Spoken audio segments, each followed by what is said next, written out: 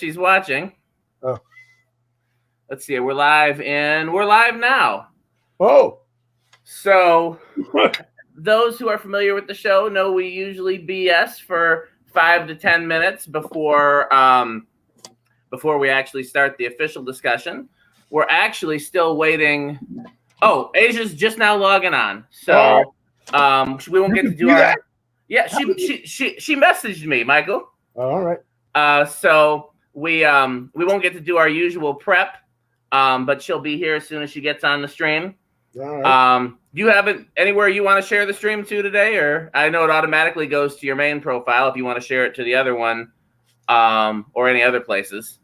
Well, anywhere else it would be just like on like a friends page or groups or whatever. I sometimes share it to a bunch of groups. Oh. So whoever's watching, I see we got 17 people watching already. Hey, Nia, comment to let us know you're here. Again, the number one thing you can do to help the show is to share when we're on the air. The number two thing you can do to help the show is to invite people to like the page, invite people to follow, invite people to the group. But the best thing you can do is to actually share the live while you're on the air. Hey, Lynn. Hey, Lynn.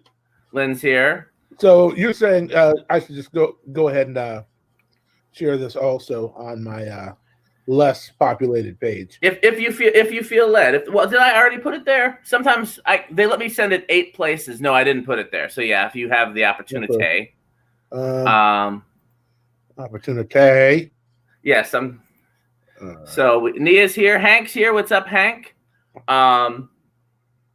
Let's do this. We'll give Aija time to get here and give her time to share it as well, and then we'll start talking. So it's been I saw you had some of your plant-based food there, Michael. We talked about that last time. You're gonna at some point you have to tell our friends what you got this week. He's busy. Let's not bother Michael while he's focusing. Hey, Brandy. So let's see. I'll do some random rambling while we're waiting on Aija to get here and everybody else to get here. I find so for those who've been following my rambling in the promos, I finally got my pizza today. I went to a actual Neapolitan style pizza place. What's up, Joey? One of the young drummers that I mentor is with us this week. Joey, wait till you hear who our guest is next week. It's gonna be a show that you won't want to miss. It's gonna be a show for the drummers, but we'll announce that later. Joey is one of the young musicians that sometimes before the pandemic would come with me to rehearsals and stuff like that. Great attitude, great potential. He needs the advice that you gave to me that I needed, which is listen more than you play, listen more than you talk, listen. That's some of the best musical advice and life advice that anyone's ever given me. And it came from Michael Bland. He said, listen more than you play. And that's, that actually came from Prince saying, be more interested in what your neighbor's playing than what you're playing. You know, he was always like, listen to your neighbor. And it is absolutely good advice. Hey, Jesse. Hey, Brandy. All right. I think I successfully shared. So again, for people who are just joining us, the best thing that you can do to help the show is to share the broadcast while we're live. So Brandy, Jesse, Joey, Lynn, Hank, Nia, everybody that's watching, hit the share button. And look, our featured guest has joined us. I'm going to take Michael out and put him back in so he can be hidden by a logo. This will all go away when we actually officially start the discussion. Welcome, Aija. Hey, how are you? So normally we get a chance to do introductions between the three of us before we got on the air, but we're actually already on the air now. So meet Michael Bland. Hey, how are you? I'm fabulous. Thank you. Michael, that I'm eating.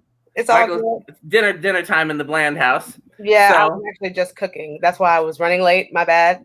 That's a good reason. What were you cooking, Aija? Some butternut squash noodle spaghetti.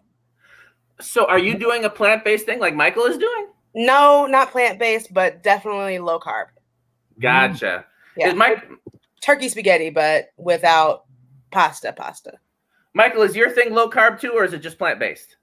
It's just plant-based. We're going, one step at a time. I'm really just accepting the sound counsel that my wife gives me, and whatever she wants to experiment cooking, I'm happy to be a guinea pig. But Sounds like a wise man. we're on our way to being at least vegetarian. I don't know if we're going to make it all the way to vegan, but we've at least made a concerted effort to remove animal fat from our regular routine. So we had a little PR issue last week where Michael's wife was worried that our friends and fans would think that she's starving you because you were so hungry on the broadcast with your new plant-based diet. I just want to make sure everybody knows Kim is not starving Michael. He's not being held captive. Michael, blink twice if you need us. So, everything's cool. So, okay, well, I think we've given enough people time here to get here. Aija, are you able to share the broadcast on your page so your people can join us too? I think she froze on us. She sure did freeze on us. So hurry up and come back. Yeah, she's not in the middle of a thought. She's just frozen. I thought she was cogitating. Thinking about it? Yeah. So. There. Wait. Okay, I'm gonna have to take.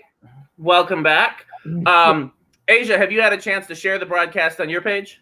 No, I'm doing that. Trying to find that right now. Okay. Once you let me see if I can help you. I'll tag you in a comment. Once you do that, then I'll take down the logos and everything, and we'll start the official discussion. I think you might have missed our important PSA that Michael is not being held captive by his wife. Since I have shared it. Okay. Well, then again, I'll say this for the third time. If you're a friend and fan of the show, the best thing that you can do to help us is to share the broadcast while it's live. Also important is to like and follow the page, join the group, tell a friend, etc. But the thing that helps us the most is to share the show right now. So let's get going. Let me figure out the layout that we want to do. What's wrong with that one? We can do this one. Normally we do this one so that we get to sandwich the guest. Yeah, but this is Aija. That feels like so close. Y'all want to change it up and do this one? I like that. Well, we'll try a new format this week. All right, and you get to see the MUSiPOLiTiX logo in the background. Yeah, there you go. So, ladies and gentlemen, it is my pleasure to introduce, by many modern drum publications, the best drummer in the world and one of the best friends I could ask for, a brilliant mind, and a cantankerous old grouch, as evidenced by. Is true. Ladies and gentlemen, I got to figure out where to point now because everything's changed. Michael Bland. There I am. Hey, and I'm pointing up. Hey, 2 fingers up. He hails from Madison, Wisconsin. I do. He likes to knock the dust off that church organ. That's also true. He likes to fix your ceiling fan if he can. Fair point. He is more afraid of white people than he is of black people. I'm not afraid. I'm not afraid of nobody, Michael. All right. Well, you ought to be, especially in Kenosha. Well, we'll get there. We'll get there. We'll get to Kenosha. All right. We'll get there. Ladies and gentlemen, yeah, yes. Resident interpreter of all things collegiate and rural at the same time. Dr. Dan Spiffy Neuman, COVID survivor, half dead, still alive. I might have to look up some of those words you used there, Michael. So I will have the privilege. I don't know what I'm saying. Right. Just typing letters and reading what comes up. So I have the privilege of introducing our guest this week, because this is somebody that I've known for years. She's a talented vocalist. She's a talented actress. She's a talented writer. And recently I discovered, and maybe this is a recent thing for her, maybe this has always been the case, I don't know, we'll find out. She's also a very involved activist from Rockford, Illinois, by way of Nashville, Tennessee, Miss Aija Penix. Hello. Aija Penix, we are so excited. Thank you. So let me ask you kind of a question based on that, because like I said, I've known you a long time through music. Yeah. And then the last time we really talked, you were I think writing plays in Nashville. Yeah, so I probably was writing films in Nashville, because I don't think have I written any plays? No. Okay, maybe it was films. I know you sent me a script to look at one time, and you did. Yes, I did. That was a short film. Yeah, so I'm a film producer by trade now. That's how I make my bread and butter. And I was in Nashville at the time. I'm back at home now. Out here living my best life. So yeah. Okay. So I guess tangent, since we went there, is there any other biographical details or stories that you want to share that I don't know or didn't think to mention? I think you got it covered. Okay. So then here's my question, because the last time we talked, I knew you as a singer, both as an artist of your own music and a background vocalist. And then I learned that you were an actress and you were on network television and stuff like that. And if you have any cool stories to share from that, well, I'm sure we'll have time for it at some point.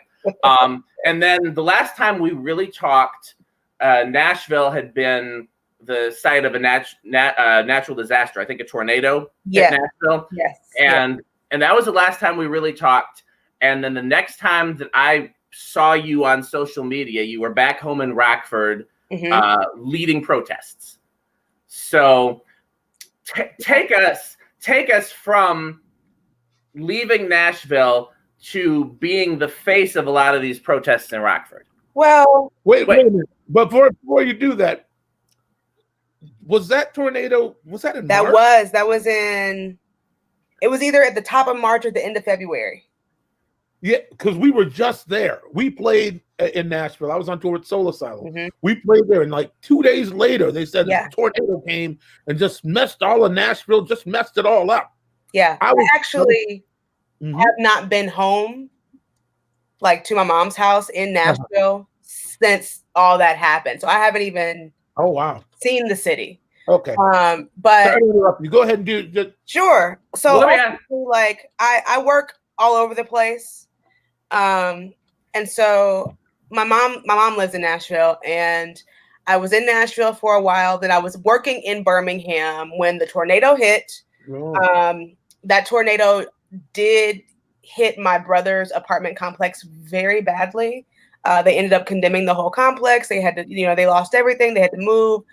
They were kind of stuck in their building for quite a few hours. It took my mom like climbing through trees and, torn down trees and all kind of stuff to get to him and to get them out to rescue them, because rescue had given up. But they were all safe and they made it through. And then COVID hit. I was working in Birmingham at the time. I was directing a play and producing and directing a commercial in Birmingham right when COVID hit. And so I was planning on quarantining in Birmingham for as long as that needed to happen. And then my dad ended up having emergency surgery up here in Rockford. And so I came home, and I've been here ever since. And, during the time that I've been home, a lot has happened in the world. We've gone through a global pandemic, or we're going through a global pandemic that has claimed the lives of many millions at this point, and has drastically changed the lives of many others, and self-included. And there has been some national unrest that has gone on due to the perpetual brutality at the hands of law enforcement in this country. Yes. And so I was here at the time that George Floyd was killed. And it was shortly after that I had been made privy to some comments made by the police chief of the city of Rockford, ultimately calling children a waste of time. And specifically Black children a waste of time. And I was infuriated upon hearing that. And I started a petition calling for the police chief's resignation. It was a whole big to-do. We had over 16,000 signatures. It went into a hearing. Ultimately, the commission decided they did not want to hear the complaint because it was formally filed, and that was that. But in that process, George Floyd had passed away, and the city of Rockford held, like many of the cities all over the nation held, and all over the world really held, solidarity marches and solidarity protests with George Floyd and the family of George Floyd. And in the city of Rockford on May 30th, there was a protest, and that protest ended in mayhem and brutality at the hands of the Rockford Police Department and the Winnebago County Sheriff's Department. It has been 101 days since that original protest, and the law enforcement agencies just continue to brutalize people. They continue to try to repress people's voices and violate their First Amendment rights. And so I've just kind of become engulfed in demanding justice for those things, because it is my duty as an autonomous citizen to exercise my autonomy and demand that my autonomy as a U.S. citizen be respected by quote unquote authorities. So, yeah. So I guess my question before we get into the thick of things in terms of what's actually happening in Rockford is, were you involved with politics or protesting or social justice or anything in that family prior to this year? Or is this kind of, okay. Yes. Specifically, two things. One, the art that I produce and the art that I participate in is usually radical Black works that have some sort of political statement, be it something that is, you know, radical in politics or radical in ideology or philosophy.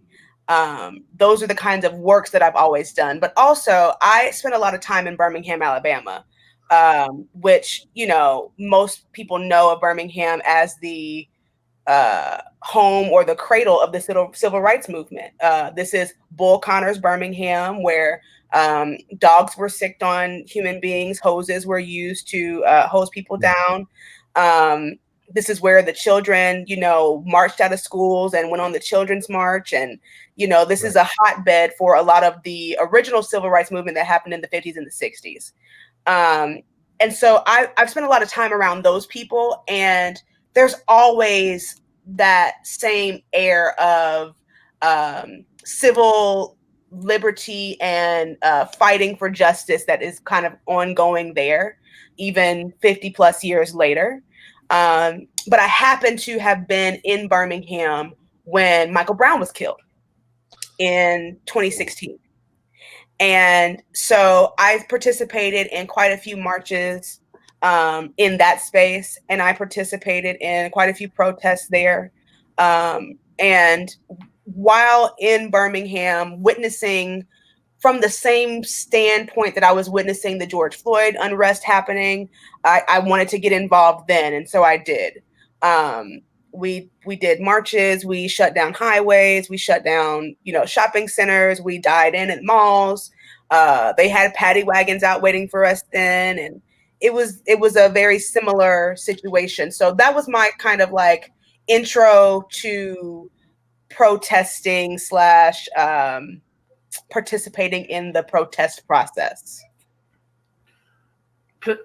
I mean, one of the reasons I asked is because one of the things that has been, to me at least, kind of one of the silver linings coming out of 2020 is I'm finding out that a lot of people that I've looked up to and respected in other areas either have already been active in civil rights and social justice, or already were or are just now starting to be. Right. And it's really been great to see people that have resources and people that have connections and talents and people that are, influential in one way or another get involved. Yeah. And I mean, at this point, I don't think it really surprises me anymore when I see people that I knew through music, everybody should, but for the longest, it's always been, shut up and sing, shut up and play your instrument. Yeah. Don't, and you could even get in, I mean, there've been some situations where I've been doing gigs where they've been like, you are too vocal about this stuff. If you're, we're going to fire you if you keep on. I've never heard Strange Fruit. Yeah. Or Mississippi Goddamn. Well. Or Love's in Need of Love. What's going on? What's going on? I mean, the art of the civil rights movement is probably the most lasting piece of it. I agree. Everything was political. Like, the thing is that, art reflects the times, or art reflects the situations that the artist is living in. And when the artists are people who are ostracized and people who are brutalized or people who are oppressed, then that's what you're going to hear about. So that's pretty much full on since the 60s. I mean, it wasn't just black people, those white people too. Yeah, I mean, all those hippies and Woodstock and all that. That was a political movement. Yes, essentially. Yeah. Well, wasn't I'm trying to think specifically? Wasn't Bob Dylan's "Blowing in the Wind" written specifically about? I'm trying to think of what it was in the civil rights movement. I think it was written about a specific incident, wasn't it? I believe so. That I'm not sure about, but I would say Bob is not the one you want to hang your hat on, though, because he didn't show up to any. He was not active in the protests. He was.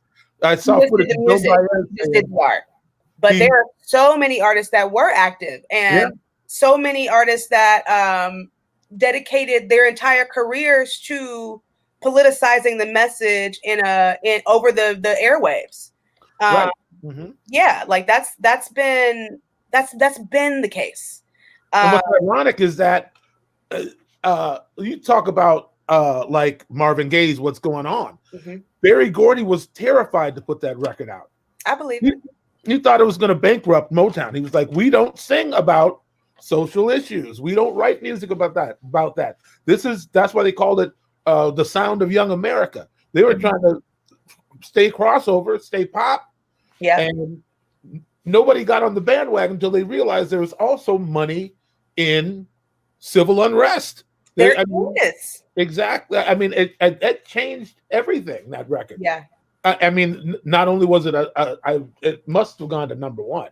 And if it didn't, Songs in the Key of Life was the first double album to debut at number one. Which was completely political. Like, that was a whole entire political. Yes. And again, Berry Gordy was like, "Stevie, we're gonna be bankrupt. What do you do? 2 albums? How can you what? And what do you have these monks chanting over here and you writing these songs, Village Ghetto Land? It's gonna bum people out." Yeah. Biggest record they had at the time. Yeah. I just looked it up. What's Going On was number 1 on the R&B charts and number 2 on the pop charts. Okay, that makes sense. I mean, that you ask people like I remember it came up. I was hanging around Alan Leeds. I was on tour with Maxwell, and he was the tour manager. And somebody brought up What's Going On. He's like, "Man, What's Going On changed everybody." I mean, even James Brown did a kind of What's Going On record. Yep. It's like it really made everybody stand up and say, the art can be deeper than that. You don't have to keep writing about honey, baby, sweetie. Yeah. You can actually make money and have social consciousness. Like, I mean, really, Smokey Robinson said he walked in and Marvin was just playing the piano on something. He said, "What is that, man? He said, "What when did you write that? He said, I didn't write that. God wrote that. Yeah. You know, it just. Yeah. These are the words that wasn't not a different time, but you know, it just I don't know exactly what I'm saying, but I guess all I'm saying is that people unwittingly have been led by the artists of the day anyway. And just, I mean, maybe these people who are against it are just now waking up to it, but it's nothing new. Yeah, it's not new. I think that the thing that is new is that the people who are not artistic also have widespread platforms now. So they can publicize the anti-message just as far and as wide as most artists today can because of technology, because of social media. And so it may be a lot louder, you know, people may be louder saying, hey, we don't want to hear that, but artists have always been the streets politicians. Right. I mean, even the interviews they had of the Beatles separately and together later on, you know, their manager was like, we don't talk about all that. Don't address any of those issues. That's not what you do. You four lads are supposed to just get on with your mop tops and sing them songs and make the girls get crazy. Don't talk about these issues. You're going to America, shut up about the civil rights movement. But imagine who John Lennon would be to America today if he hadn't. If they let him say what he really meant to say earlier on in his career. John Lennon was politic and beautifully written politic at that. Like, you know. Yeah, and the best part about the Beatles, I realized some time ago, was all they ever did was try to promote peace and love. That they used their platform to promote world harmony, world peace. Yeah. You know? Yeah. And it was, they were like, oh, look at these silly, Liverpudlians coming over here trying to enlighten everybody and change the world. They were naive enough to think they could do it. Yeah. And sometimes that's what it takes. It takes somebody who doesn't realize. Hopeful. Yeah. Who, light is not dim yet. Yep. Who really believes in possibilities. Yeah, yeah. Maya, how you doing, Maya? I see you. Oh, Maya's here? Maya, no, I'm just saying the possibilities. Oh. I'm conjuring her up. Come on, Maya. Yeah, come on, Maya. Come on. Come on in the room, mother. Yeah. I'll text her and see where she's at. Lady. Yeah, her Be a Possibility campaign. Maya's just everything, ain't she? Hold on, I got my Maya shirt. Hold on, let me look for it. Yeah, show Maya's shirt. She's our executive producer. Maya's Maya, we love that. Yes, we love her. Asia doesn't. So here's my Be a Possibility. Oh, right. That's beautiful. Mm-hmm. So she's usually with us on let me where are you at? Michael is asking for you. Oh, great. Now it's gonna sound like I'm Hey, that'll get her here. Really? I think so. Come on, Maya. So yeah, so just I can't do it like Maya can do it, but beapossibilities.com, Chris, if you want to get Maya's merch, and then join us whatever you want, Maya. Somebody said Nina Simone gave her career for the movement. Absolutely. Absolutely did. You suffered everything. Her whole entire life was dedicated towards being a voice for the voiceless in the Black community. And she was a casualty of that. Exactly. She literally gave her life. She did. But she has been immortalized because of that. That song she sings about, I wish I knew what it was like to be free. That song made me want to cry. It took me to such a space one day. Like, what is free even? Like, to use the word free, what all does that encapsulate? Yeah. What is free? Do any of us know what it really is? No, we don't. We've never seen that. If you live in America, you don't know what that is. Free. Yeah. You don't know what that is here. And that's a bad notion. Yeah, like it's an idea that is cut off by human capitalism. Yes. Go ahead. Keep preaching. Go ahead, Aija. America is a country that that's industry is based upon human capital. And as long as human capital exists, bodies are not free. We're going back to necropolitics again. I feel it. Yeah. How much is your life worth, and to whom? And to whom? How much do you plan to generate in your lifetime? That is your value. Yeah, we would have the electric car by now. Yeah. If somebody didn't say, "Wait a minute," Mm-hmm. and I'm wealthy. I don't want to lose my wealth. Yep. You stop my business, I'm gonna have a problem with it. Yep. So who can I grease with money to stop that situation? I'm quite sure we've had the technology. Yes. To literally free people from capitalist bondage. Yes. It's human possible. Capitalist bondage. But like, it's one thing to be a capitalist and want to strive to make it to the top, and it's one thing to have the rich and the poor. It's a whole entirely different thing for the rich and the poor to be based upon human trafficking, and that is what this country has stood for from its inception. Mm-hmm. Absolutely, I agree 100%. What you got on that, Dan? Nothing about that. All I will say is I was just thinking I sure like these episodes when I don't have to talk, and it's you and our guest, and I get to just sit back and take it in. I was thinking, I was reminded of the Christopher episode, of the Tiffany episode, and a few other ones where I don't have to say much, and I was just thinking how much I enjoy that. I think. I was also in my mind kind of like dissecting what she said about the country being essentially founded on human trafficking. Because when people say human trafficking, we think like this whole selling of children and and whatnot. Yeah, but that's what slavery was. First of all, it was us. It was us. We were the first human trafficking brought to this country. We were the first that were humanly trafficked. Yeah, and actually, no, that's not even true. Natives were trafficked. Really? Okay. Natives were trafficked out as we were trafficked in. Well, all right. Well, now you. Yes. The entire U.S. economy has been built. We just finished Labor Day. You want to talk about laborers? Ooh. Human capital. Yes. Human capital. Mm-hmm. That's the basis of this entire economy, and thus it's the basis of the entire philosophy and the heart of this nation. The heart of this nation is to traffic human beings, to look at human beings as property and not people. And we all can recognize that property is of the utmost value in this country, and yes. The police department exists to protect property and to protect the wealthy and to protect the property from the poor and the wealthy from the poor. But when the poor are the property, what kind of conundrum are you in? Well, entanglement. And what kind of web is that you have to untie?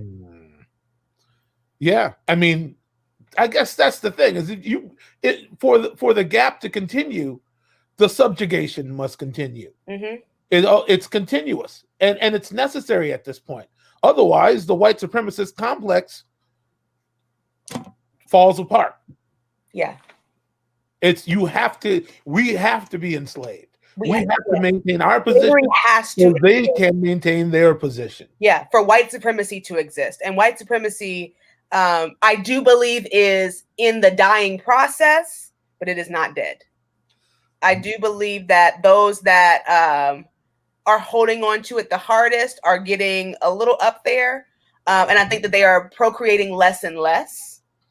But it is not dead yet. And as long as they are alive, there will be human capital in this country, unless there is some very radical change that happens and some radical resistance that happens. Like, personally, my own preference is that we take this entire Constitution, we take this entire governmental structure and burn it all to the ground and rebuild it with everyone that is presently here at the table.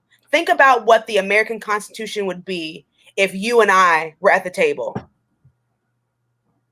if natives were at the table, if queer people were at the table, if people who cared about the lives of children were at the table. What would this country be? What would the law of the land look like if Black people were making the rules and women were making the rules? What would that be? They don't want to know. They have no interest. No. Because that is a direct threat. Exactly. Well, it's a direct threat, and which is also why the times historically in which Black people managed to pull it together and allocate their resources and operate independently, they don't want that either. They burn it to the ground. Exactly. Black Wall Street, Tulsa. They burn it to the ground. Black Wall Street and all the other Black Wall Streets that we don't know about, because there were many. There were several. I've heard that. Yeah, there were many. Mm-hmm. But you know, I'm preaching to the choir. I already know. Yeah, but you know, it's hey, listen, you can't talk to everybody about this stuff. It's true. You know, I mean, that's why that's why we're here, is to have these difficult conversations and to potentially educate those who may or may not know, you know. Yeah. Sometimes they educate us, you know. Yeah, for sure. Yeah, but I've said to some of my white friends for many years, like, what advantage is there for white people to level the playing field? There is none. There's only a disadvantage. Yeah, which is why revolution is necessary. It has to happen. I mean, they used to do it themselves. The Boston Tea Party. Boston Tea Party. This is how, like, our entire country is the result of warfare, of unrest, of violence, looting and rioting, bloodletting, violence. Yes. So why get mad when it shows back up? You haven't done nothing. Stevie said it. You haven't done nothing. So who's it? Is that why are we all on the music today? Is that Funkadelic? If you don't like the results, don't produce the cause. There we go. I mean, that to me seems to be the hardest hurdle to get over as of late. Yeah. As far as white people who are sort of on the fence going, you know, my wife, she was at her job and somebody complained about George Floyd. I don't want to watch this. The funeral was on, and they heard enough. One of her white coworkers had heard enough. They sick of hearing those black people holler about all this. Mm-hmm. Trying to change my life. Mm-hmm. Trying to stand shoulder to shoulder with me. Who do they think they are? They only built this country. Only built it for free, and only have reaped no benefits from that. Not even a thank you. Not even a thank you. Like, okay, you want to talk about reparations? Can I stop paying taxes? Why do I have student loans? Why do my kids have student loans? Like, why is it that when I have to build a business, I am so far behind the 8 ball, but foreigners that get to come into this country come in, they have 7 years that they get to live tax-free for their businesses. Mm-hmm. Like, why are we struggling so hard? What is it that you hate about us and that you fear about us so much that you would rather just keep us under your thumb? Revenge. They scared we gonna rise up. They better be glad all we're asking for is equitable justice. Go ahead and say it. And not revenge, because we could tear this whole shit down and build it again. You can say it. This is like cable TV. Say whatever's on your mind, Aija. Now, Dan, that dovetails directly into what we were talking about earlier today. It does. And why I quoted you on my page saying fear is not an excuse. Yes.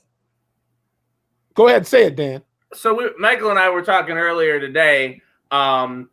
Basically, a friend of ours had brought up the fact that they feel like a lot of white people are racist because of fear, and because of either again fear of an uprising or just simply fear that they'll lose some privilege.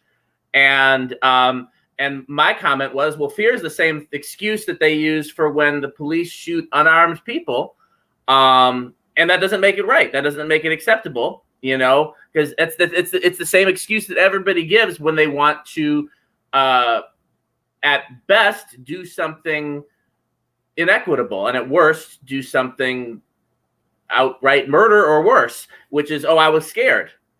And that's not, I mean, I even equate it to music. if I go on stage and I don't know the music, I can't use the excuse that I was scared because we were playing in front of thousands. Exactly. I still have to know the music. Well, you knew what you got yourself into. Like, yeah. I don't buy into the idea of white fear. If anyone should be afraid of anyone, statistically, according to the FBI crime statistics, a white person is more likely to injure or harm a black person than the other way around. Statistically so.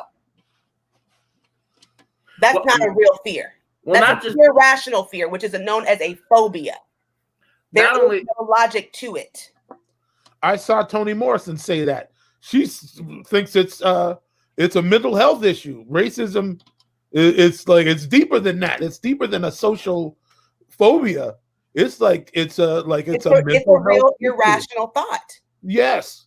It's a real superiority complex. Mm-hmm. And not just for the political jargon of it all. Like a real complex of I have to be here and you have to be here. Mm-hmm. I think capitalism is an illness in general. Preach. Why can everyone not have enough? Why is that an issue? Why does there have to be a lower class? The self-importance there it's pure narcissism. And narcissism is a mental illness. Well, I mean, it dates back to the beginning of human nature. People are always going to look for someone in every civilization, in every culture since the beginning of recorded history. People have always looked for people beneath them to oppress, because of wanting to gain power and or not wanting to lose power. But the concept of power is a narcissistic concept. It's not real. Power is not real. It is an idea that people have made real decisions on and have oppressed real people with. But the concept of power itself is just a concept. You can't show me power in hands. Like, you can show me strength, but you can't show me power. And you can show resources. You can show resources, but you can't show me power. But even the other side of that, because I was kind of unpacking everything in my head, is that certain resources only have value because we assign it value. Because I was thinking about, first of all, we know, I mean, it's obvious with that about money. If we all somehow decided that money wasn't worth anything, it wouldn't be worth anything. But then I started thinking about the gold standard. Why does gold have a certain value? Why do diamonds have a certain value? It's because we've assigned it that. The only things that really have tangible value that can't be taken away are the things we need to survive: water, food, shelter, the basic necessities. Those are the most valuable things. And the things that are most under attack right now. Yes. By what? the manipulation of power. Yes. And the destruction of that thing. It's a governing principle. Yes. Without it, the whole thing falls apart. Yes. And not only does it fall apart, but what does it fall to? It just falls to coexistence. That's such a the one thing I did not know, just jumping back into out of the conceptual and dealing with what's happening right now. Mm-hmm. The one thing that I did not know before really stepping foot into this activism. I don't like to use the word activism. Why is that word? I don't consider myself an activist. I consider myself an advocate. I am advocating for those that cannot advocate for themselves. Yes. Activism to me is a heavy term that I believe is it's a choice that people make to really pursue and focus on. And this is just me living my life. I live my life believing in just causes and fighting for justice in the smallest of small things to the biggest of the bigger concepts.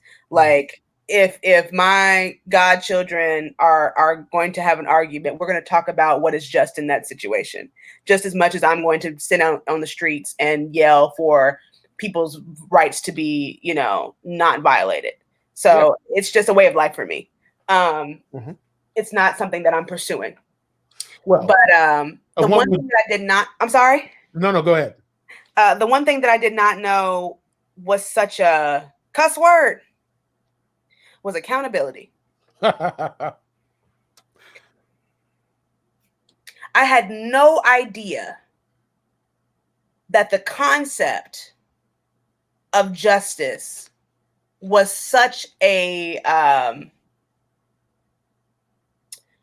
tall order.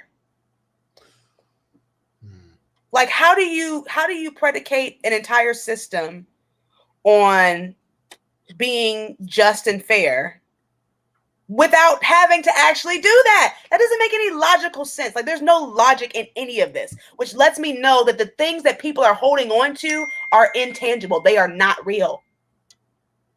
They're not real concepts because they don't have real consequences. That's what Sade Smith was saying when we had her on the show.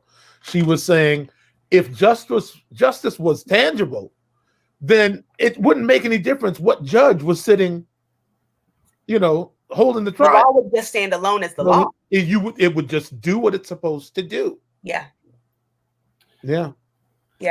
What do you think of what Jerry had just said here? Because that's a mouthful right there. The concept of accountability has gotten masked with cancel culture.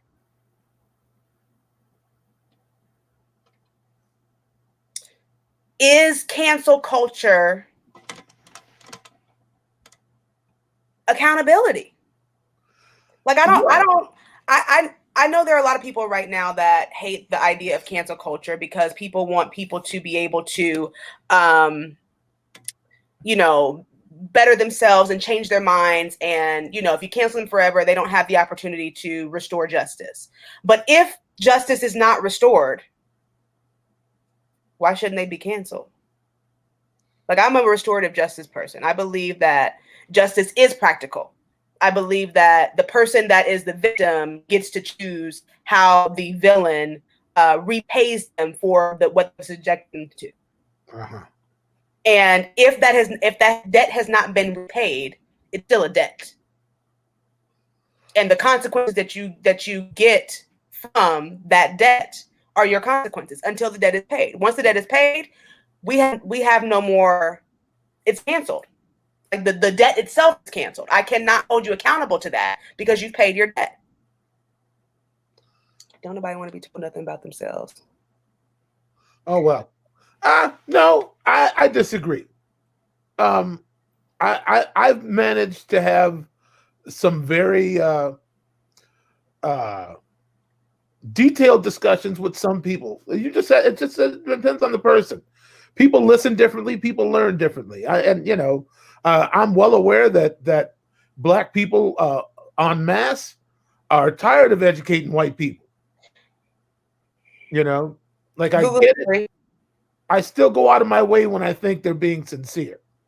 I just, I've got I'm like, well, if you're new to this, go to this book, start, go listen to Ta-Nehisi, go listen to. I think that's noble of you. Huh? I think that's noble of you, but they're not entitled to that. No, they're not. But that's a gift. Well, Michael's just a very generous person. You know what? Also, idealism is not dead in me yet. I mean, maybe it has to do with the fact that I would put it to both of you that you're in the arts. You're in the arts, and in the arts, it's safe to be optimistic.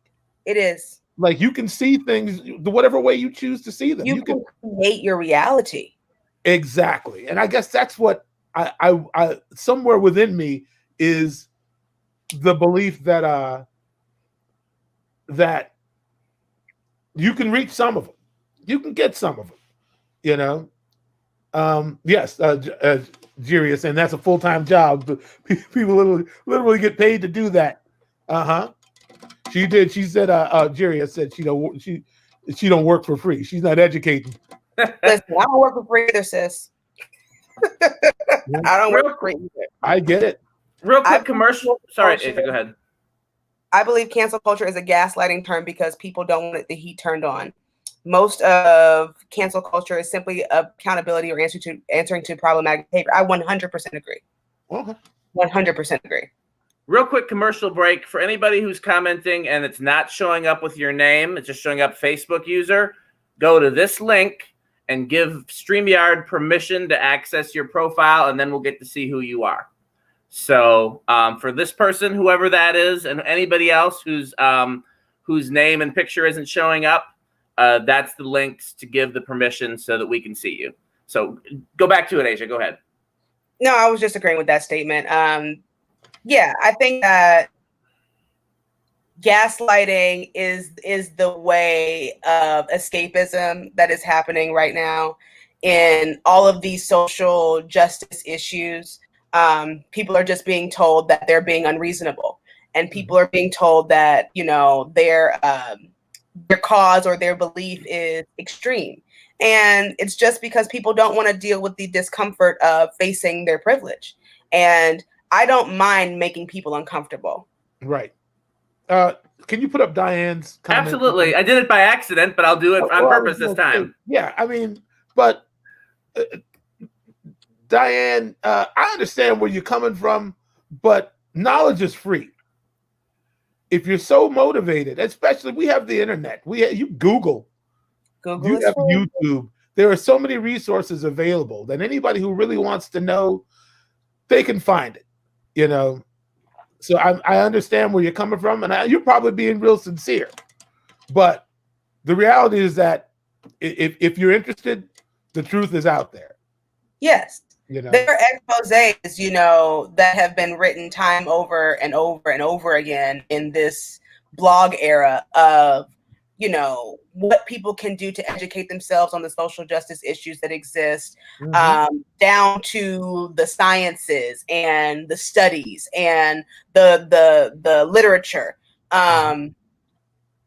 There's no need for anyone to go ask another person of color to labor in that when the work has already been done. Well, not only that, I'm thinking about it. It's like they ain't never listened to us anyway. 400, 500 years of, hey, listen. And so, I mean, yes. That's why I say, go listen to Jane Elliott then. Maybe some white people need to listen to it from a white person. It's for white people to educate white people. I think that, how about that? I think that's their job. You know, for the people who are knowledgeable and who are informed, they are less threatening to their counterparts than we are. Because if we got to tell it, there's going to be a little pepper on it. Yeah. And then we'll be gaslighted and we'll be told that we're being unreasonable, and we continue that same cycle. I mean, and also having to explain.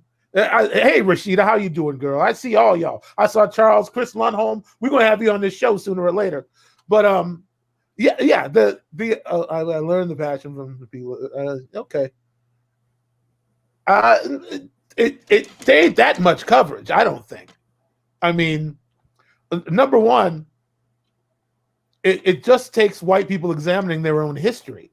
Yes. It's not. We're not the problem. Yes. It has very little to do with the black community as a thing.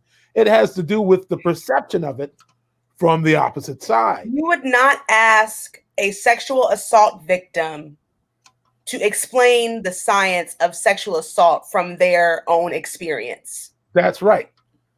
Why would you not do that? Yeah, you don't ask the person who is in trauma to relive their trauma for your understanding. Girl, you don't do that. Yeah, it's the same. That is gaslighting. Yeah. Even in all of your good intent.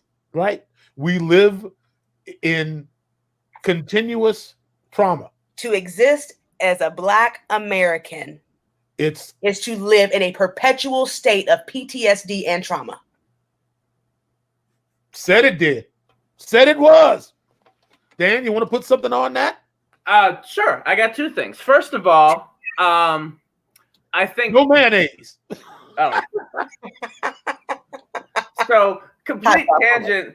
I was talking to my wife yesterday because I grew up in a Miracle Whip house and I hate Miracle Whip. But anyhow, Miracle Whip, Miracle Whip, because we were too poor for mayonnaise apparently. But first of all, I mean, I think that's a key example of why things like this show exist. There are resources that are out there where you can learn without having to specifically engage people about their personal experiences and traumas, and still learn from those people about their personal experiences and traumas.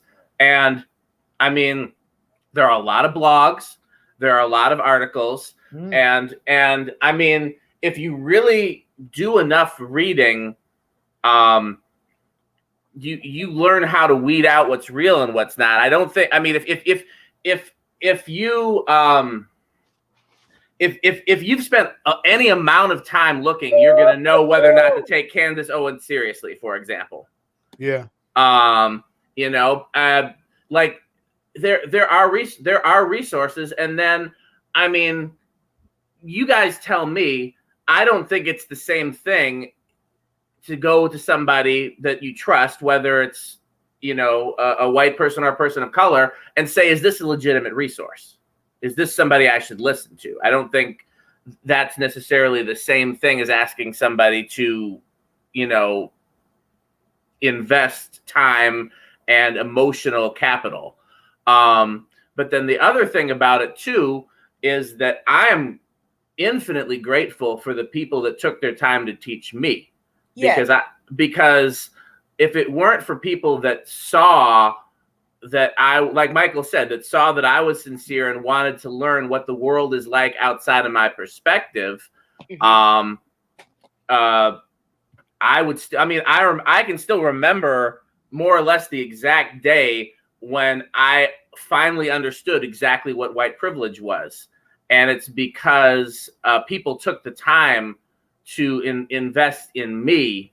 And I was lucky because I grew up with and around, you know, civil rights leaders and a very, you know, blended family with different cultures and things like that. So it wasn't foreign to me, but it really, people had to really teach me how to see it from a different perspective, you know, because I don't think anybody naturally comes with the capacity to see something from a perspective other than their own. Either you're taught it or you are kind of forced to learn it from trauma or other things that you're unable to process on your own.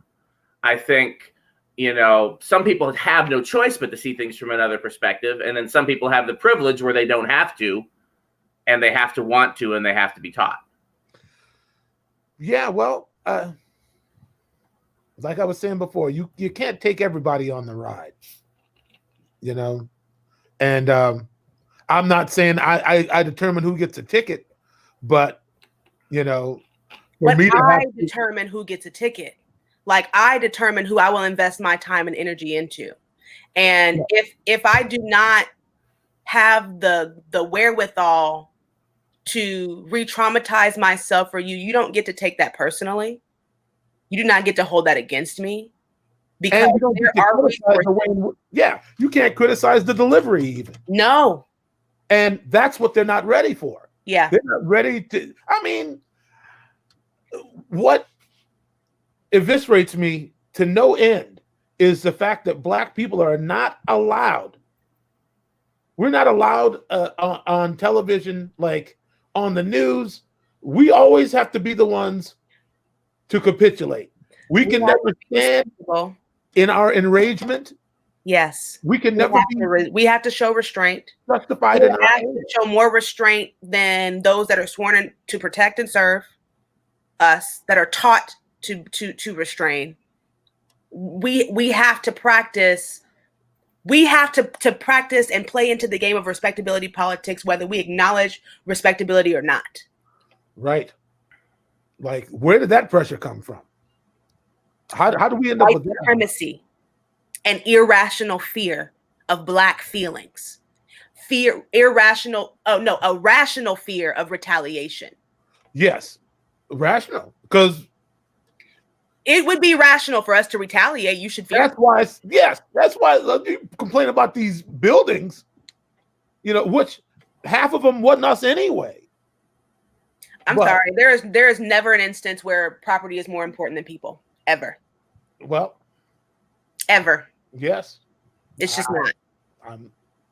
I feel you on that. Tell that to my looted ancestors. You want to steal people, but you get mad. At these few little non-resources. Yeah, that was just us letting off a little pressure. Yeah, letting off some steam. Yeah. I mean, what do you expect? There's a genocide going on. Yes, it is an actual genocide. It is an actual real deal hunt. Yes. We are the hunted. Yes. The more irrational the measures, the more irrational the response. And you get to choose your actions. You do not get to choose your consequences. That's right. You don't get to choose how I respond to you. Mm-hmm. You can only choose your own actions.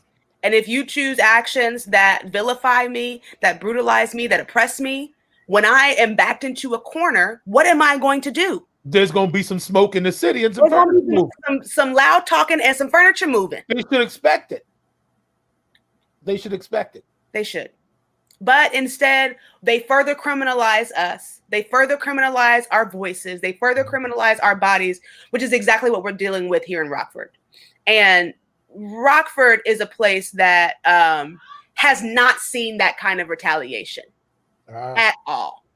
But based upon the aggression that the law enforcement has been delivering to us every single week, you would think that this city were in flames. And it hasn't seen a spark. What Cheryl Griffin was just saying, I heard you, but I was thinking about that. The fact that, it's I've never met a white person who can process the idea that, it's like when I step into a building, when I step outside of my house, I feel the pressure of my entire race on my shoulders. Yeah. That I am the representative. Yeah. of everybody darker and lighter than me, Yeah. It's that. It's called the black tax. Uh-huh.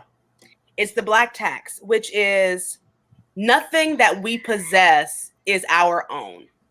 It is for everyone that has come before us and for everyone that comes after us. There is not a single person on the planet that I know that is non-black. That I'm sorry if y'all hear screaming. My family is being really loud. But there's not a single person that is not a person of color that I know that goes to sleep thinking every day about who they have to pay back for their life and who they have to pay it forward for. Yeah, there's never any rest or peace. Never. You don't get to rest. That's what it means to be black. No rest. It's the tax that comes along with our existence. Mm-hmm. We live for all of us. Yeah. Whatever I do to possess our gifts. Exactly. Whatever I do is a reflection. It's a reflection of all, and it is a gift to all. Mm-hmm. Think about the people in your community that have taken your talent and your gift and have needed it and could not compensate you for that. How many of those did you give it to? Without question. How many children have you taught? Without thought. How many family members have you helped out because of? And it's not just a charitable thing. It is a required thing that we do. Mm-hmm. Black educators educate the whole hood. They educate every black child they come into contact with because it is their duty. Black artists give art to and entertainment to and give resource to all the community because it is their duty. It's just the existence that we live. you got me thinking about the Black Panther Party. Yeah. And how it just started is like basically like it's, studies show that if a child has a proper breakfast in the morning, that's all it was about. Yeah. Feeding hungry little Black children. It make me want to cry. Yeah. I think of that one brother. Hey, okay, okay, beautiful young sister. Yeah, sit down. And that brother with the with the smock on, serving those kids. Yeah. Just serving them. It was just us trying to take care of our own. The government don't even want that. Yeah. And think about how many people don't have to think about that for their children, for the children of their community. Yeah. They never have to wonder what will happen if they go without. Yeah. We got to consider that. Even though there are people in their community that do go without, it is not this heavy burden that sits on their shoulders every day to figure out how to better white people for the community of white people for whiteness' sake. But every Black person that is remotely upwardly mobile sits with this tax on their shoulders of how to improve the Black community by and large and as a whole. Yeah. Every single day. There is no rest for the weary. And it's exhausting. And y'all want us to educate you about your privilege? Get out of here. I'm tired. I'm tired. I don't have time to think about that because I'm thinking about my children's children and the world that they're going to live in. And I don't even have children. What do you think about Cheryl's comment here? It's a human thing. Books ain't. Yeah, I mean, all you got to really do is look around. Look around. Think, use logic. Yeah, yeah. I mean, I can't really. That's simply the truth. It's just human behavior. My issue with it is that so many people, and I'm mainly referring to white people here, seem to be devoid of common sense when it comes to equity. And so I wonder sometimes, is it really an issue of common sense, or it's just really selfishness more so than that, in terms of if I can dehumanize other people, I don't have to think of them as somebody that enters my world, and then I don't have to, like, I don't think common sense is the issue, because if it was that, I mean, that's what got me caught up about that, because okay, I hear what you're saying, but no, it's really, I mean, it's a learned way of thinking. It's called willful ignorance. Well, now you literally took the words out of my mouth. there is that, but the common sense isn't really all that common. Yeah, people see what they want to see through their own lens. So I get that. By the way, there's Maya, so we gotta. But you want to come on? Aija, would you be offended if we? Absolutely not. The more the merrier. Would you send Maya a link? Let Maya come on for a minute. Okay, you just want Maya on every week, don't you? Maya got something to say. She's a part of the team. That's true. Maya is an official part of the show now, I think. This show would be in a completely different. This show would not be Black Excellence and Dan if it wasn't for Maya. I'll send her the link, and if she shows up, she shows up.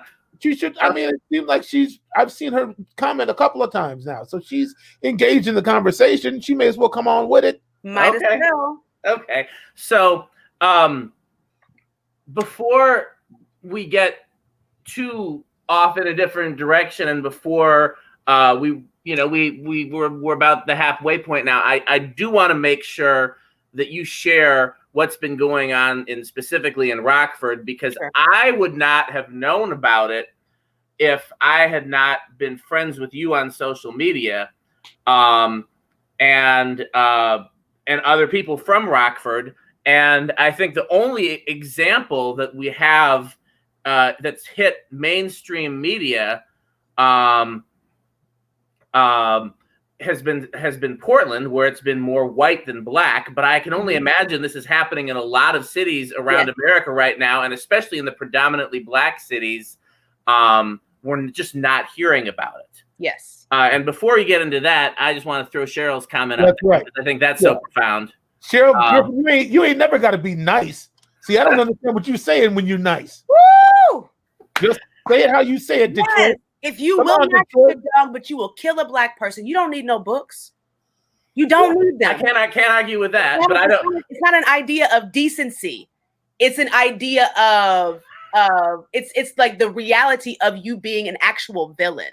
Like that's real hatred. Mm-hmm. But let's keep in mind, and this is what I've been kind of pushing around lately, is that people like to think of that the brightest people in the world are also the most benevolent. And there's a lot of smart people out in the world doing all kinds of evil. Yes. Let's not conflate or confuse the fact that just because you're brilliant doesn't mean you trying to do something that you're good. Positive. Yeah. And there she is. Are you here, Maya? Oh my goodness. I think Michael just wants to see you every week, Maya. I think that's all it is. Her presence is felt whether she's here or not is the point. So I love you too, Michael. So real quick though, I put Chris's comment up there because Chris is from Chicago. Yeah. Oh, okay. And Chicago is not only just as close to Rockford, maybe a little closer than I am, but it's in the same freaking state. And he also had no idea that this is the post that you made that really made me that was for you, Maya, by the way, right there. The post that you made, Aija, that really made me like take notice about Rockford specifically was when you posted that the police chief or somebody higher ups in the police force had made a statement before a protest even began that they would be arresting X number of peaceful protesters. And I'm like, how are you going to plan to arrest people before the event has even happened? Like that is the most like I'm trying to think of the word, like paramilitary. Well, I was thinking more in terms of like fascist and it's pure fascism. Yes. Like they're so blatant. Like if you protest, we don't care if you're peaceful, we're going to arrest you. And then I'm not trying to tell you a story for you, but apparently a lot of people are being charged with felonies too. Yes. So take us through it. So again, like this particular series of protests has been a direct response to the city of Rockford's inability to hold itself accountable regarding the brutality that occurred on May 30th. So May 30th, there was a protest in solidarity with George Floyd. There were over 100 people brutalized at that protest. There are people that are facing felony charges from that protest. There are people who were dragged out of their cars, beaten with batons, tased, had tasers activated in their legs for 9 hours at a time, beaten with shields. There were people pepper spray, tear gas, just brutality all around in response to some water bottles being thrown at cops. And the people that were throwing the water bottles and or throwing rocks at the building were not the people arrested. These were people who were standing in the middle of a field with their hands up. These are people who were being told to get in their cars, got in their cars, being dragged out of their cars. So all these protests have been in direct response to the injustice that happened on that particular day. The week that the investigation wrapped up after 2 months, the Rockford Police Department did a press conference where they ultimately said that they gaslighted. They said that, people are being unreasonable. The police department operated 99.9% within their policy and procedure. They said that, they found that they did nothing wrong. All of their officers were acting within their lawful duties by brutalizing all these people. And so that particular week also, City Market, which is a local farmers market event that happens outside during the summer, had been going on every Friday, and people had been showing up to protest at that event every Friday because it's Rockford. There's not a lot going on because of COVID. And so, a protest is designed to disrupt the status quo. And that's where the status quo had been kind of like going back to normal. So that's where the protest was staged. Mm-hmm. On July 31st, City Market canceled their event, but the protest still went on. And there was a wife of a sheriff in traffic. The protest had been taking place at the crosswalk, and people were taking the crosswalk to do their protest, shutting down traffic on East State. And up at the line, after multiple protesters had been hit by cars, this one lady stopped her truck, and she just sat there. And she sat there and, inched up to people, threatening to hit them, things of that nature. She was on the phone. Suddenly, her son and her husband showed up. They were kind of walking back and forth. And this is prior to us knowing who this man was. Suddenly, a bunch of sheriffs show up. There was no law enforcement there at all. This woman sits there. She gets on the phone. This guy and his son show up. Then all the sheriff's department shows up. The sheriff's department rushes in, starts arresting people. And as they're arresting people, this man and his son go in to attack this young Black woman who had on a head wrap and a face mask, much similarly tied like a hijab. The son had her in a headlock. The dad is trying to attack her from the other side. They're trying to unmask her. And a young lady who was on the sidewalk runs off the sidewalk to try to help this girl. And they end up arresting them both, charging them both with felonies. And so this was the first set of arrests at a protest since the 30th of May. And in this particular arrest was kind of off guard. We had no idea that they were planning this. This was not one of the ones that had been planned. So of course, once that happened, that really riled the people up. The very next day was a Back the Blue rally, in which there was a counter protest outside of the Back the Blue rally, and some Back the Blue people incited some violence, in which the sheriff's department and the police department reacted by jumping out of military tanks with tear gas and pepper spray, beating people, knocking people over, assaulting people. Agitators were assaulting people. And this particular day, there was a press conference made by the sheriff's department, the police department, and the state's attorney's office, in where the state's attorney, the sheriff, and the police chief all said that man and his son were justified in operating a citizen's arrest by attacking and assaulting a young woman half their size. And that they were just helping out their wife/mom. And if it were them, they would have done the same thing, which pretty much made it open season for protesters to be assaulted and attacked by any vigilantes that decided to show up, which did. They have been showing up with brandishing guns, with handcuffs, trying to handcuff people. It's just been quite a mess dealing with the vigilantes themselves. But aside from the vigilantism that has been going on, that following week, there was another protest at City Market. And this time, the city had released a new map where they were allowing the protesters to protest in a designated protest zone, which is a direct violation of the First Amendment right to protest and to assemble, and to the right to use your voices wherever you see fit. And they had also released a statement saying that they would be arresting anyone that was taking the crosswalks and breaching the peace. So that's the status that you probably saw, Dan. That was the day that I was arrested, along with 13 other comrades of mine. I was standing in the designated protest zone, speaking on a megaphone, and was snatched out of the designated protest zone by the sheriff's department and taken into custody. It was 5 hours later before I knew what I was being detained for and what my charges were. I was charged with disorderly conduct for breaching the peace in a protest zone. Every single person that has been arrested at that protest, the protest before that, and the protest since then, all of their charges have originated with an arrest. So they're either being charged with resisting arrest, assaulting a police officer during an arrest, but no charges have been because anyone has been doing anything quote unquote illegal. They are just kind of making up these charges as they go along. That particular day, they pepper sprayed 2 minors directly in their eyes.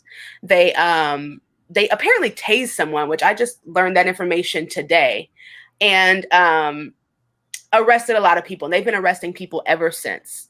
And every single week, they just continually move the goalpost as to what they are calling legal or illegal. And the only purpose in any of these arrests has been to silence the voices of the protest. And the voices of the protest are just asking for justice to be served for those that were violated on May 30th. That's all they're asking for. And so we've been dealing with a whole lot of unrest in that, and some heavy, heavy, heavy repression of voices. And I want to keep in mind that, you know, while I do believe there is a time and a place for everything, including violence, these protests have been nonviolent. The only violence that has been administered by anyone has been at the hands of the Rockford Police Department, by the Winnebago County Sheriff's Department, and by vigilante agitators and white supremacists who are coming and showing up to assault people. This was before Kyle Rittenhouse in Kenosha. This was before the narrative of the white vigilante was national news. Our local government was actually okaying that to happen here. They justified that here, and they encourage and embolden people to participate in that kind of behavior. And like, they have gone as far as, like, there are people facing years in prison for these things, and they're going as far as issuing no contact orders between protesters, the state's attorney's offices, so that they can disband the protest, to kind of get people to not talk and to not utilize their voices together.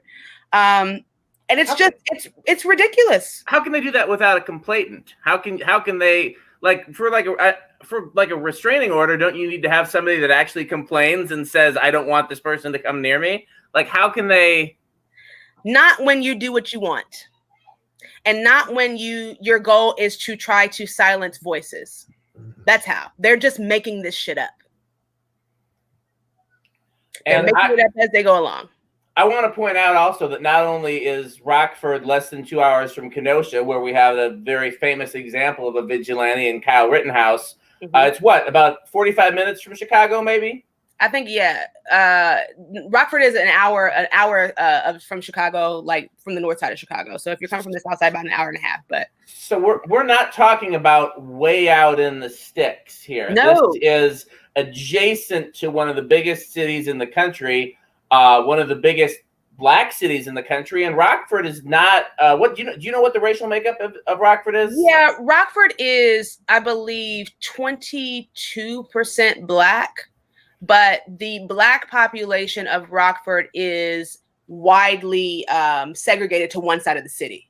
So depending upon where you are in Rockford, it's Black as fuck. I would say I would have guessed way more than 20 some percent. But not only is that an issue of urban Rockford versus suburban, super racist, super segregated. This is the folksy racism. This is the folksy racism. Yeah, that's an incredible racist liberals. You know, like those who aren't like evangelical, but they are certainly not peacekeeping and loving people. They hate Black people too. And it's very evident in the social media streets. Like, if you look at some of the news articles that have been written in the city of Rockford, or the newspaper articles, or the newscasting, postings, read the comments. You would think that you were in Florence, Alabama. I will tell you though, because I live in Madison, Wisconsin, which is a liberal city, and I've made the mistake of reading the comments on the news articles at some point, and I thought I was back in the South. I mean, I'm like, where did all these rednecks come from? I grew up in the South, and the South does not hold a candle to the Midwest when it comes to blatant racism. Sure. Does not hold a candle. I have lived in Nashville, Tennessee. I have lived in Bull Connors, Birmingham, Alabama. And I have never seen anything like the people that I've seen here. They hate Black people here. No matter what we do, they hate us. And they will go out of their way to express that, to communicate that. The actual event that is being held, that we've been protesting outside of, they denied entry to a public event to a Black journalist. And had it not been a journalist who that happened to, and had it not been a white journalist that vouched for them, that story would have never been told. People get denied entry to that place all the time. If you have a certain look, you wear a certain thing, you speak a certain way, you don't belong here. Mm-hmm. And that's what we're fighting against, while also fighting for actual justice to be served. And I want to be very clear here. The thing that is different about a place like Rockford is the deputy chief of the police department is a Black woman.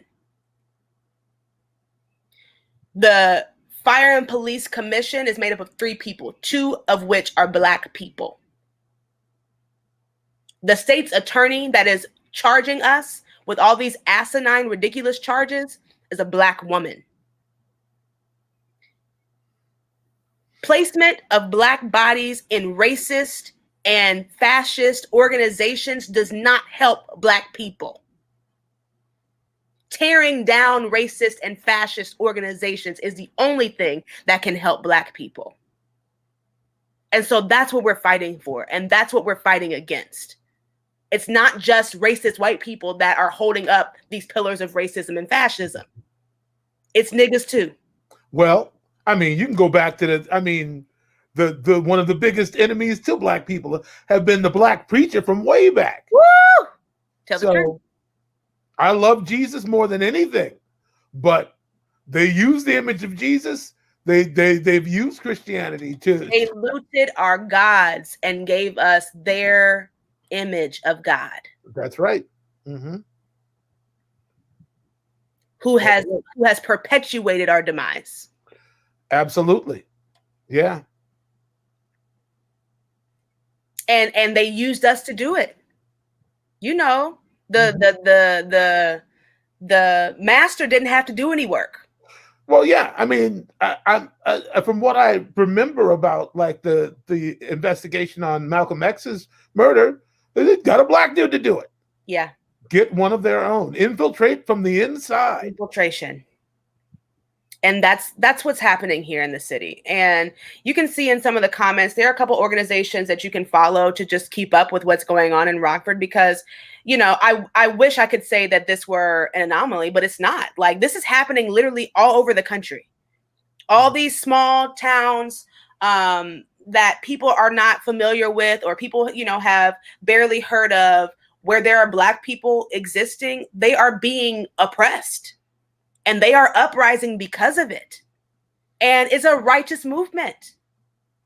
Mm-hmm. It's a righteous movement. I think it is our duty. Who is it? Assata Shakur said it is our duty to fight for our freedom, and it is our duty to win. We cannot just let this slide by as another almost moment in history. Mm-hmm. We have to either jump on the bus or get off. Well, and if you don't get off.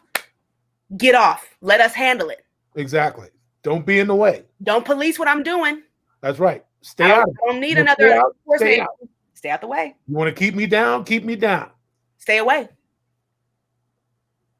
So that's what's happening in Rockford in a nutshell. We're being attacked and brutalized weekly.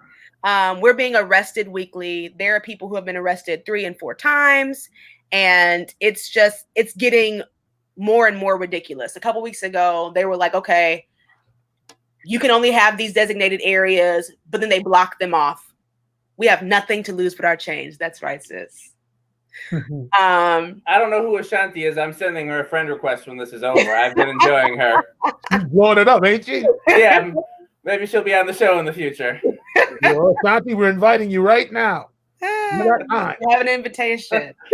Yeah. But like a couple weeks ago, people decided to march into City Market. They're marching in the street, taking up one lane, not blocking the traffic, allowing passable traffic. They tell them they can't be in the street. They have to get on the sidewalk. They get on the sidewalk. They arrest them off the sidewalk. Says you can't be off the side. You can't be on the sidewalk. Mm-hmm. So what you're ultimately saying is that we don't have the right to exist in this space at all. You're going to arrest us for being here.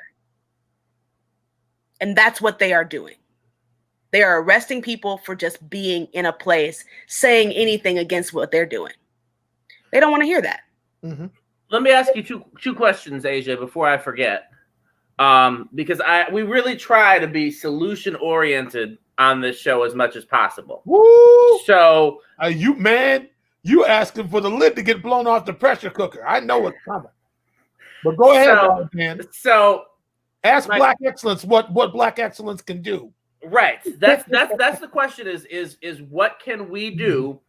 And it's a two-part question. One is to help people like you in Rockford. I believe you have like a GoFundMe set up for people's defense and stuff like that. Mm-hmm. So make sure put that link somewhere so I can throw it up there on the screen. Okay. I don't know if I can write it. Well, I guess I can do it on. Just comment on the video somewhere, or have Ashanti or one of your comrades, so to speak, do it, and I'll throw it up there. But that's the first question is what can we do to help you and to support you. And then the second question is, or the second part of that question is, and you may not have the answer to either one of these really, but again, I'm believing that this is happening all over the country and we're just not hearing about it except in these specialized cases like Portland, like Seattle. And we only really know about Seattle thanks to the Sade. And now Rockford. What can we do to find out where this is happening in addition to Rockford? You know what? So I see you, Cheryl, by the way. James Rhines, I see you. Yeah. Yes. That's the answer. But yeah, so my recommendation is to lean into your social media apps. And I don't mean Facebook and I don't mean Instagram, but Twitter is an excellent resource for non-news news. Like Twitter is the news feed of the social media world. And so you can really see a lot of unrest that is happening just by looking at hashtags. Look at hashtag protests 2020, look at hashtag riots 2020, look at Occupy 2020. Look at hashtag ACAB, all cops are bastards, ACAB. You can really just like you can really find a lot of information about where else unrest is happening in the country, to just kind of inform you. And I must say, like, don't go looking at that stuff or looking for that stuff to defend your standpoint on it. Look into it to educate yourself. Look into it so that you can see just how many places in the United States are currently under this same kind of civil unrest. You would be surprised. Like nobody knew Kenosha was Kenosha until Kenosha was Kenosha. Hell, nobody even knew that Minneapolis was Minneapolis until Minneapolis was burning. Well, you could have asked one of us. I did not know Minneapolis was about that life. Oh, listen, Minnesota nice. We watched Philando Castile die. Exactly. I thought that was going to be the last straw. We had a couple more straws to go, huh? We had a couple more, and they went. They went. So that's where you can go to educate yourself. What you can do to help what's happening in Rockford is certainly donate to the defense fund. These people are facing real charges that have already altered their lives and their livelihoods, but have the potential to do that even more. And so supporting the defense fund, following Rockford Youth Abolitionists, following the May 30th Alliance page just to keep up with what's going on in the city so you can kind of see what's happening. is an excellent help. As far as like manual work that can be done to help facilitate the things that are happening on the ground, call the state's attorney's office of Winnebago County, of Rockford, Illinois, and tell her to drop those charges. Call her superior. Reach out to the Attorney General of Illinois.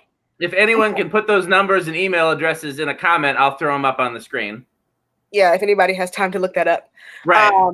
Yeah, like really demanding that justice be served. We're looking to have an independent investigation done by an outside entity into the atrocities that have happened on May 30th and those atrocities that have happened since then, which has been July 31st, August 7th, August 14th, August 21st, August 28th, and now September 4th. And I am, if history goes to show us the future, this Friday there will be more.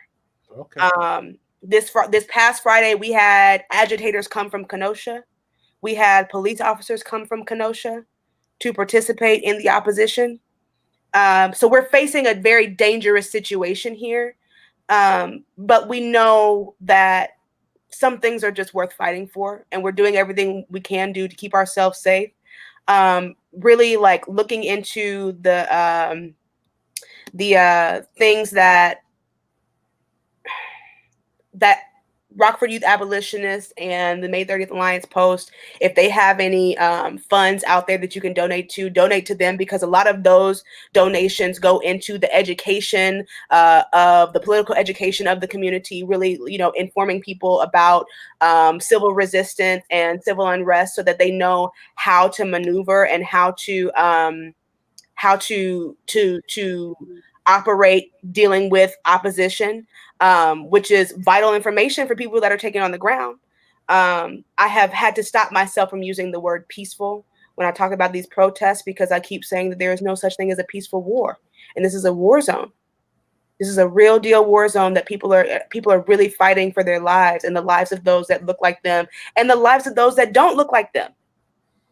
There are more white folks out here than black folks. Yeah. Most weeks fighting for these black lives. Well, when you've had enough, you've had enough. Appreciate them. Mm-hmm. I appreciate the heck out of them. Sure. I am grateful. I think that it, like, not that black voices need white voices to legitimize them, because that's not true.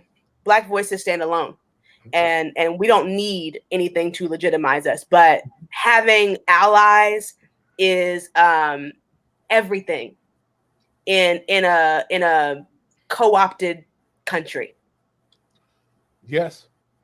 So those are the things that can be done to help. Now, to answer the question of like the overall, I love Unicorn Riot. I like to see where they are, because they do have some good feeds, and they do have boots on the ground in places that you have no idea that these things are going on in.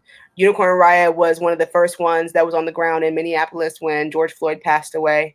So they are a good source of just watching live feeds and live footage. I don't really know what kind of narrative building they do, but I do know that they do have actual feeds there. But to answer the question of just the overall and general question of like, what the heck do? We fight. We have to tear this thing down. And there's a quote somewhere that says that something along the lines of, if peaceful resistance isn't showing results, then violent resistance is inevitable. Yes. I think that we're trying to nicely demand some things, but you saw what happened in the country when Minneapolis went up in flames. People started moving just like that. Things started changing. Things started really changing very rapidly. And I am not a violent person in my nature. I practice nonviolence as a choice. But I understand that violence has a place. And I cannot condemn those that take to violating things that are tangible, that are not human bodies, when we go and bomb other countries and kill kids and women. You know, like, the United States is violence at its core. And how dare anyone be a patriot and shun that thought? As a matter of fact, they should stand up for it. Yes. If you stand up for the United States military going into foreign countries to colonize and to murder and to slaughter, then you should definitely support those that are doing that on our own soil. Those who make peaceful revolution impossible will make violent revolution inevitable. That's it. That's the quote. Yes. Yeah. Lately, I've just been blowing these people up on Facebook. Talking, well, violence is not the answer. Well, sometimes it is. Sometimes it's the only answer. These are the pro-military people. These are the ones that want to back the blue. Yeah. Your police department is violent. You want to go in Quick Trip with their AK-47 on their back. Why are you laughing about that, Dan Spiffy Neuman? Because what tickled me is that you chose Quick Trip as your example. I don't know why, but that tickled me. That did it for me, and I don't know why. They got some good iced tea at Quick Trip. That Quick Trip iced tea is sweet and just a little. I haven't tried their iced tea, but let me tell you something. Their carrot cake with the cream cheese frosting tastes homemade, and their strawberry smoothie tastes like fresh strawberries. Quick Trip has got a corner store. I'm in the Quick Trip. Quick Trip is like a Super America or a Speedway or Wawa or a gas station. Like the real fancy gas station. So with the food counters and carrot cake. It's amazing. I will bring you some. Next time I go to Illinois. I don't want no gas station carrot cake, boy. Try it, Michael. Well, are you still doing sweets or are you off sweets? Sweets seem to still be in the program, but I can't do the animal fat. So if there's butter in that cream cheese, I'm out. Yeah, I mean, it's carrot cake. There's definitely cream cheese. Yeah. Give me the carrots and leave the cake is what it's going to be.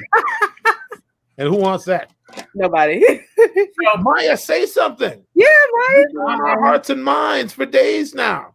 I'm listening. It's, it's a lot. You don't have it in you? You're overwhelmed right now? You know what? I'm y'all know I work in corporate on the side of diversity, and it's a different kind of fight. So no, I completely respect beyond words what you do, and that you go out and sacrifice yourself and your freedom to go out there. So thank you that you do that. Thank you.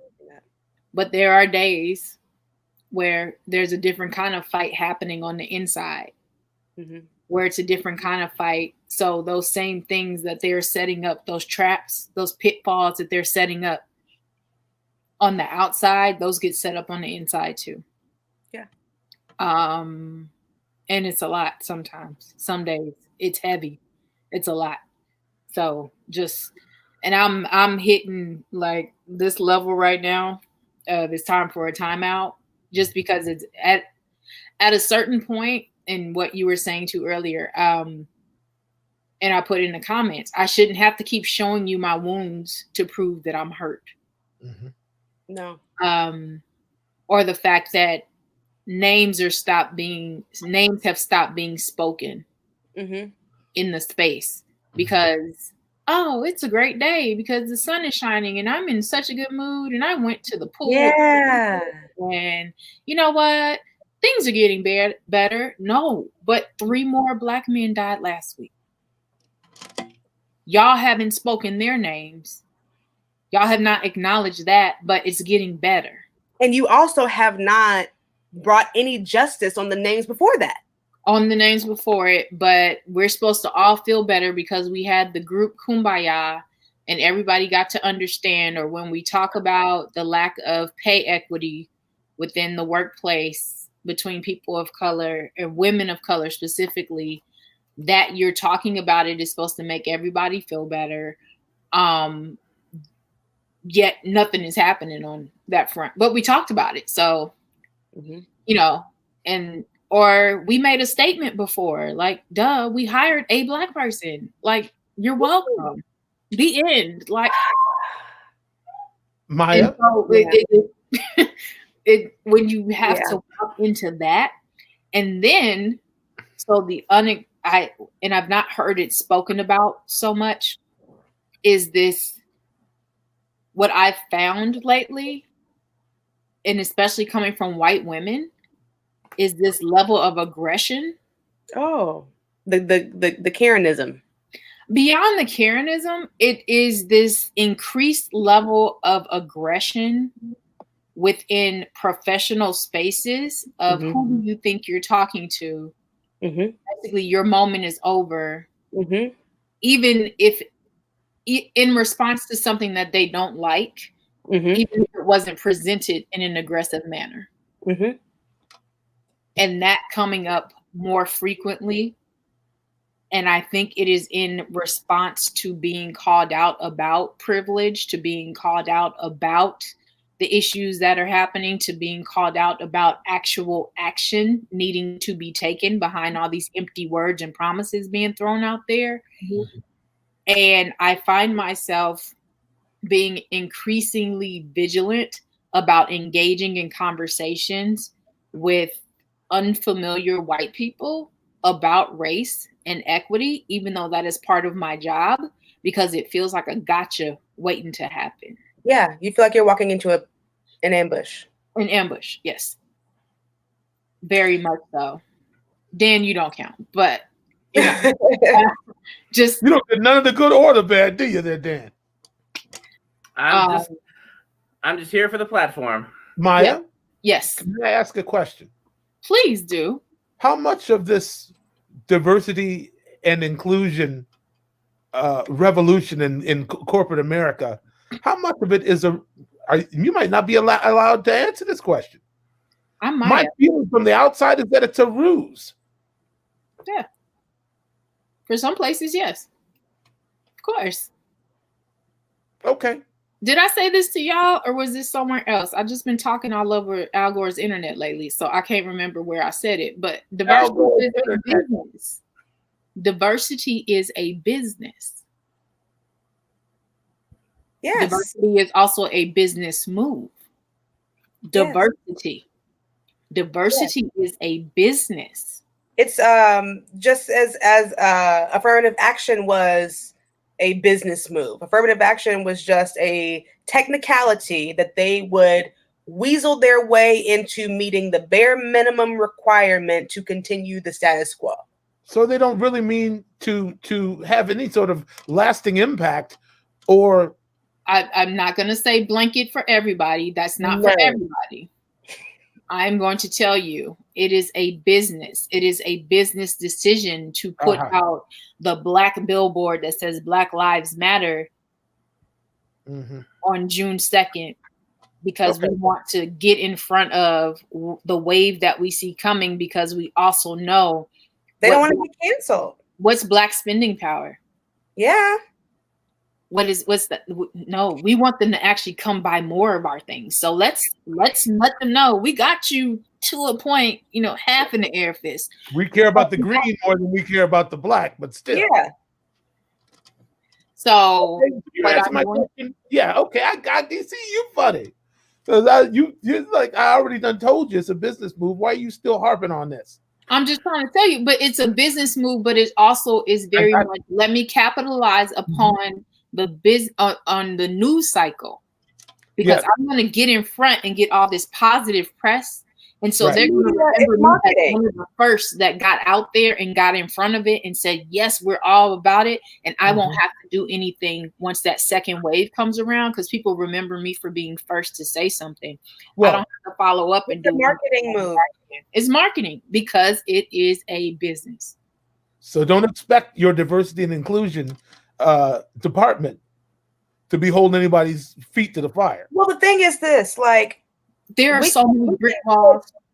We can put so many, we can say all the pretty words. We can all kumbaya about it whenever we want to, but we cannot change hearts. So So we don't need to wait for the compassion. We need to go take what we know we need. Take what we gonna get and take what's ours, because we cannot change hearts. Hatred is a heart issue. Racism is a heart issue. Fascism is a heart issue. Yeah. Which is why no amount of marketing is going to change that. Yeah. You're right. No amount of training is going to, I cannot train you to change your heart. But and I don't have the patience to wait for it. Yeah. But beyond that, do you know how deeply embedded racism is into the corporate structure? It is the corporate structure. It is the corporate structure. It's the not. Corporate structure is the human capital structure. Hiring a Black person in a high role, hiring a woman, hiring a person who does not look like your traditional white male leader is not going to all of a sudden dismantle the structures that are in place that perpetuate the symptoms that keep people where they are. Is it even a thing to be pursued? On a case-by-case basis, maybe. There's a thing we say out in the streets. It's a little chant that says, there is no good cop in a racist system. No amount of Black bodies in a racist corporate structure is going to change the corporate structure. If every single executive were Black tomorrow, but the practices were racist at their core, there are going to be a bunch of Black people perpetuating racism tomorrow. Because we too have been infected by this environment. You want to hear a story, Michael? I'm listening. Stop me if you heard this one. I won't. I haven't heard it. You haven't? Awesome. So I was brought into a project and was referred to the project by a higher up. And the project was to formulate a diversity strategy for a specific department within my company. I was referred as the diversity component to help guide the people who were doing the work, who were 2 other Black women. The initial meeting between these 2 other Black women and myself, we were just doing introductions. I give my introduction, I give my background, ask if there were any questions. From another Black woman, her question was, so besides being Black, how did you even get that job? I mean, did you go to school for it or something?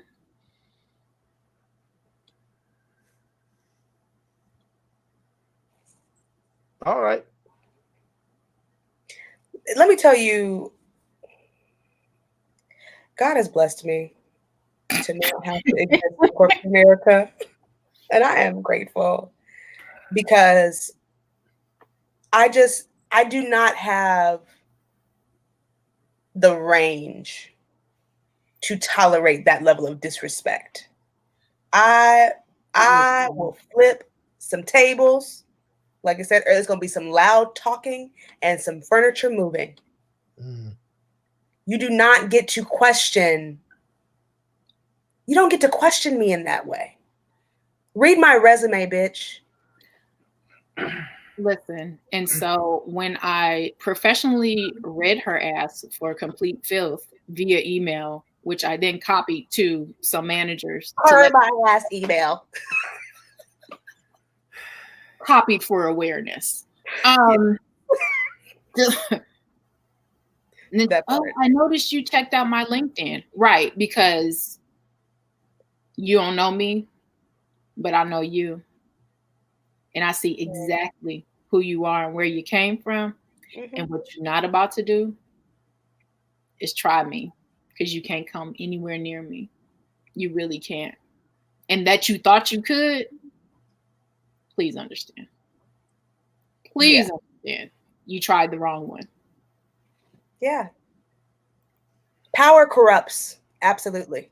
Completely. And that is really what it is that she elevated herself to a certain level. And so now it is, I'm questioning everyone else. And it was like, but you've already shown yourself to be unprofessional. You've already shown yourself to be rude. And now I got to give it to you straight, no chaser. Because even if I was going to chill before, now I got to come at you twice as hard. because you started it. And this is from a Black woman. Mm-hmm. So that's not the only instance of foolishness that I have to deal with. Yeah. Now that, plus now I got white men, Latino men in meetings policing my tone. See? Why? I don't speak above this tone, and I'm actually louder right now than I usually am. I noticed it. I don't speak in this tone usually, but being told, calm down. No need to be so aggressive. That is the Black tax. That is also the Black tax. All of it. The Black woman tax specifically. Oh, and that's yes, that tax is completely different. It's the mule syndrome. Give it to her. She's gonna handle it. She's gonna take care of it. It's going to be at a stellar level. But she don't need any praise. She don't need any extra money. She just, just give it to her. She's gonna take care of it. She doesn't need credit. For the work that she's doing. She's just happy to be somewhere. I am not Mammy. And she will do it the most efficiently. But that is the prototype of Mammy saving Tara. Happy to be somewhere, doing whatever she can do to keep the family fed, to keep them together, to keep the staff on deck and everything else. And all I got to do is buy her a bottle of liquor, red petticoat, and Mammy gonna stay right there and be so happy, Miss Lorette. No, I'm not. Yeah, no, those days are done. Completely. We have backbones, and no disrespect to the Black women that tolerated that stuff. No, not at all. We're here because of them. However, if my ancestors' wildest dream was for me to tolerate the same stuff that they tolerated, they didn't love me. They had no desire for a better world for me. And so it is my duty to not take that BS anymore. From anyone. I commend you. Because, honey, it's a lot. The film industry is patriarchal and condescending. And as a Black woman who both produces and directs, it is similar in a lot of ways. But I have a little bit more liberty with my tongue because they are some tart-tongued bastards in this industry. And luckily I know how to dish it as much as I can take it. Because I don't tolerate that. And I would be fired. They would have fired me that day. I commend you. That is noble. And it is, I can tell that you know how to read very well without having to come out of yourself. And that's a gift. So that's all for you. Thank you. That's all. Let me just say, when we're talking about Black women in corporate America, I am looking forward to. When is my wife going to be on your podcast, Maya? Let us know when that episode is coming. Because we love Nia, honey. Because I am looking forward to that episode. So let us know when we can expect it. To do that, Nia. He did that all by himself. She knows. That's your fault. She knows. She knows. I'm always trying to push, but I'm looking forward to that episode. So let us know when we can expect that. Whenever Nia is ready. So I'll have to tune into that one. Well, first of all, you tune into Maya's podcast and Monday Moments with Maya every week. They are phenomenal. Thank you. Okay. Back to the conversation. Maya, I wish I could catch your show, but I've been in rehearsal every Monday and Wednesday. It's all good. So I won't be able to see anything until probably second week in October. But I also want to come on. I keep trying to elbow my way onto your show. I told you whenever you're ready, and they're already they're recorded whenever you're ready to watch them. They're waiting for you. Well, I don't want to come off like a stalker, Maya. I'm trying to maintain. Man, does it? Come on. No, You're not good. So- you're not. You're welcome. You know, And Michael, you already know. And I'm looking forward to the Michael Bland episode too. So, I don't know which one's coming first, the Nia Newman episode or the Michael Bland episode, but I'm looking forward to those. You go ahead. I'm curious to see Nia in action myself. I know.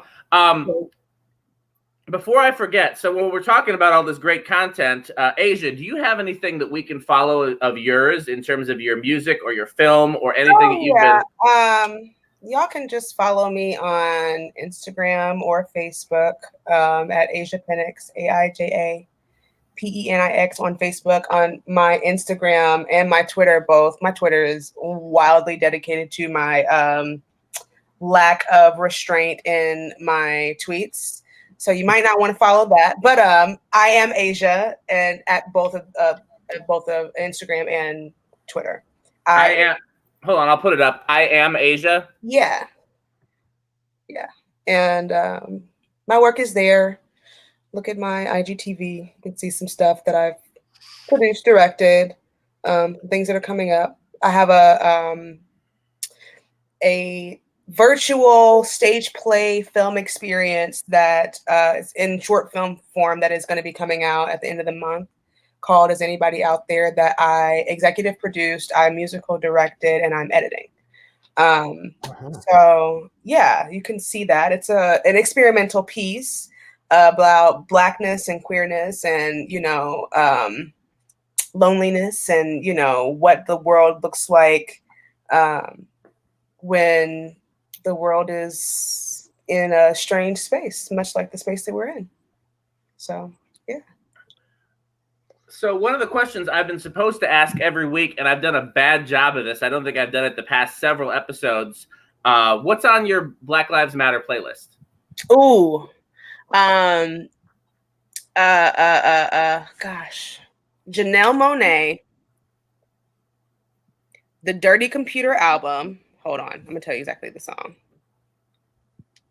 I'm obsessed with her, first of all, like completely. God, what is the Young Black Wild and Free, Naked in a Limousine? What is the name of that song? Hold on, I'm gonna tell you. Crazy Classic Life. Crazy Classic Life. The Black National Anthem as performed by Beyonce. Anything Kendrick Lamar. FTP by NWA. Say It Loud by James Brown. What else is on my playlist right now? That's where I am right now. Yeah. Really, like the entire Dirty Computer experience is like what I imagine dystopian America would be like for a Black woman. So watch it. It's a beautiful experience, especially, visually. Watch the visual album. Speaking of visual albums, one thing that we haven't discussed on the show yet, but my wife is obsessed with, is Black is King. I haven't seen it yet. I know. Okay. I know. Okay. I won't say anything. You haven't seen it either? Okay. Yeah, Michael's old, so That's right. I'm 51. So. That's not that old. It's not. I'm just giving him a hard time because he can be, as discussed earlier, he can be a curmudgeon about some things, and he'll deliberately not watch it because it's popular. Well, got you. See, I'm the same way. I've been that way since I was a kid, though. The whole class was talking about E.T. I was like, I will never watch that movie. To this day, I have never watched E.T. Yeah. So sometimes I literally refuse to let other people set standards for me. I don't like that. I know it's. What'd you say? I just know I need time to sit and just take it in. And like, I've honestly, like, due to the overdrive in the consumption of Black trauma, like, my brain does not have enough room to fill it with new art right now. Mm-hmm. So I've been listening to the same stuff for like the last. I promise I get it. Year or two. Mm-hmm. I just haven't had the time to just sit and consume that, because it's to exist as Black in America is to exist in a permanent state of PTSD. Right. And I don't want to be triggered. And I feel like I will be. Yeah. I feel that definitely.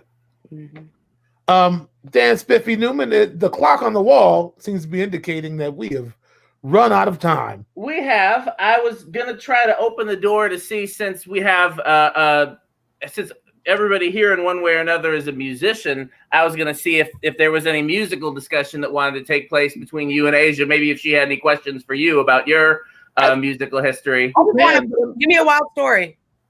Tell you a wild story? Yeah. I'll tell you the shortest wild story I can tell you. I was on tour with Prince. We're at Radio City Music Hall. Got the prayer circle going on backstage. Uh-huh. We hear all this giggling and whatnot, and these platform boots clomping around backstage. It's Madonna and like two of her dancers, and they cut right through the prayer circle. Wow. Marley on ecstasy or whatever. It seemed like they were right through the prayer circle, and then the curtain flies open. They're sitting in the front seat. They're in the front row the whole night watching the show. Wow. I'm like, oh man, there's no home training. I love that. That was a short story. You want to answer Icky James' question real quick, Aija? Let's see. Why do we as a people keep feeling as if we need to redo some white perspective TV show or film like the Golden Girls review? I'll give you two answers on two completely different sides of the spectrum. One is because to a part of our community, white adjacent is still right. And it's what's acceptable. And in the film industry, telling original Black stories that are showcased in all of their Black glory, it is difficult to get distribution for it. Honestly, like getting Black content distributed that is blackety black is still difficult in the year of our Lord 2020. On the other side of that, I think that other people like to take these concepts and flip them on their heads because we could do it better. Okay. Answer. Yeah. Well, before we do the wrap up, is there anything else anybody wanted to cover? Well, truth be told, a lot of the stories being told weren't written by them in the first place. Yeah, a lot of them are written by Black people. When I read about the mother of the Matrix, Mm-hmm. I'm like, okay, the Wachowski brothers stole somebody's script. Yeah. Just the old Black. That is almost always the case. Yeah. People don't really realize how crucial, like, if without Black people, like, there is no art. Yeah, there is no art. American culture is Black culture. And you take away Black culture from American culture, it leaves very, very little. In fact, mostly of what it leaves is oppression, a culture of oppression. Funny, because our favorite friend G Sharp used to get on the mic at Bunkers talking about, man, white people, you better be glad we came over here, because otherwise all y'all have to listen to is Monday. So good to me. Y'all better be glad. Man. We're the seasoning to life. Yeah. You're the seasoning and we're the meat and the potatoes. I mean, who am I kidding? Yeah, I mean, and they're lying to themselves. I mean, that's why I don't understand why there's such a war going on against Black people. Without Black people, you have no idea. They have no idea what they because they refuse to recognize the obvious contributions. Mm-hmm. Or they try to, what's the word I'm looking for? Like with Kaepernick. Mm-hmm. Like, okay, now, all right, okay. Yeah. You want to... After your life has been completely screwed over. Yeah. it's anyway. This is we've heard this before. Wherever I'm going, I'm sure everybody on this panel has been already. And my mind is tired. And Dan Spiffy Neuman is going to try to stretch this out for another 15 minutes. I love it when we go over, but I know I don't love it, and your wife don't love it either. Is that Can true? I just say that the fact that the legend that is Icky James is in the comments is like blowing me right now. Oh, Icky James is with us almost every week. Icky James proposed to Aija. He proposed to Aija earlier in this comment thread. I didn't throw it on the screen because you got. Let me find. He'd marry you, but he wouldn't be able to get away with that. Yeah, there we go. You are right. You wouldn't get away with anything. I'm a Virgo. Protected though. There is no stone left unturned.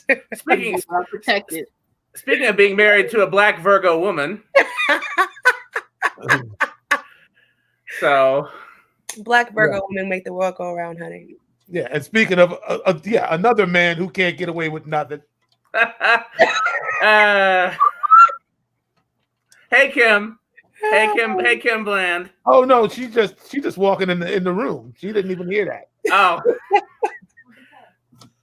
Oh, he said many things. Yeah. You'll see if you didn't catch it, you'll get it on the replay. I was talking about you, Dan Neuman. Yeah. So, well, I'll do the wrap up, but if we want to keep going, I'm always welcome to go over. But I'll got things to do, Dan Spiffy Neuman. Okay, I won't. I won't. You have a whole world to fix. We can't sit on your broadcast all evening. I won't appropriate any more of Black people's time then. So first of all, make sure if you don't have it already, get your MUSiPOLiTiX merch. I need one. So, we'll make sure you get some. The link is in the description. So tomorrow Maya's doing her LinkedIn training. There's Monday Moments with Maya, and of course we're here every Tuesday. So next week, and this is the first official announcement, we have who's probably considered to be one of the most popular drummers in the world right now, and definitely of my generation. Calvin Rogers is our guest next week. Yeah. So, which will be great to have, frankly, two of the best drummers in the world on the same show, and then a little old white me again. So that's next week's episode. After that, we're going to do a recap with Jasmine Koenig. I'm trying to make sure I'm getting the order right, from the George Floyd protests. We have, and then after that, I believe we have Judge Dominique Collins. Maya, can you tell us a little bit more about Judge Dominique? Because I don't know her bio off the top of my head. No.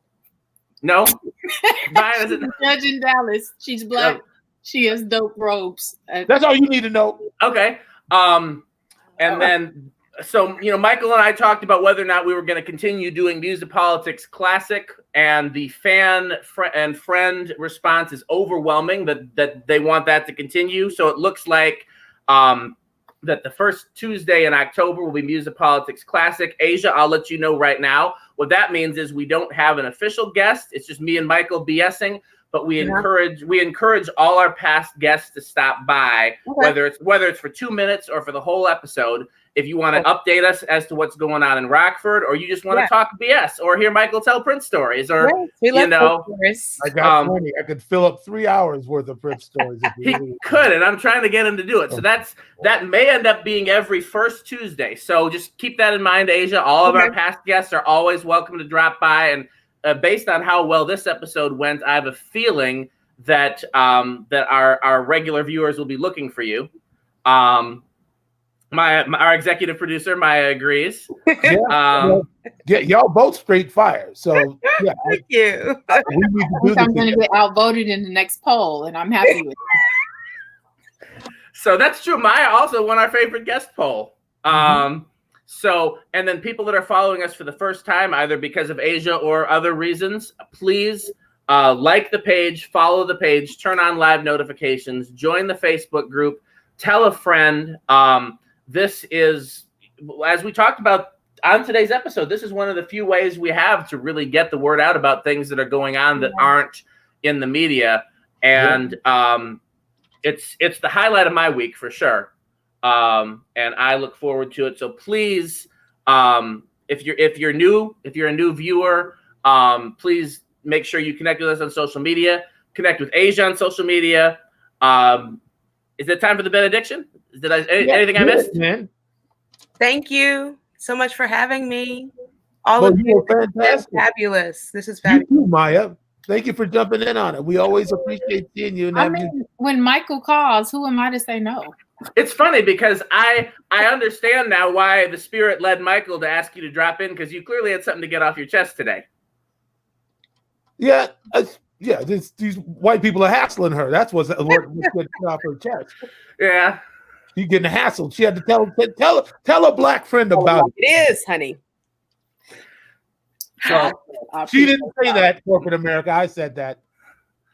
yeah. Well, hopefully, well, I mean, we'll have at least 2 corporate America people watching, and my wife and my father-in-law, but we'll see who else. So there's my.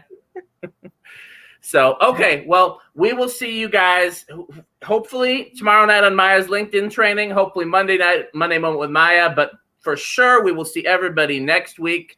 MUSiPOLiTiX, Tuesdays at 7 p.m. Central. Thank you so much for watching. Huge thank you to my co-host, who I love more than anyone, Michael Bland, to Aija, who's been a friend of mine for decades, to Maya, who's a new friend. I love you guys so much. For my beautiful wife, for tolerating this going on in her house. I'm ending the broadcast, but we will see you guys in the comments. We will see you guys in the MUSiPOLiTiX Facebook group. Love everyone. Absolutely. Good night.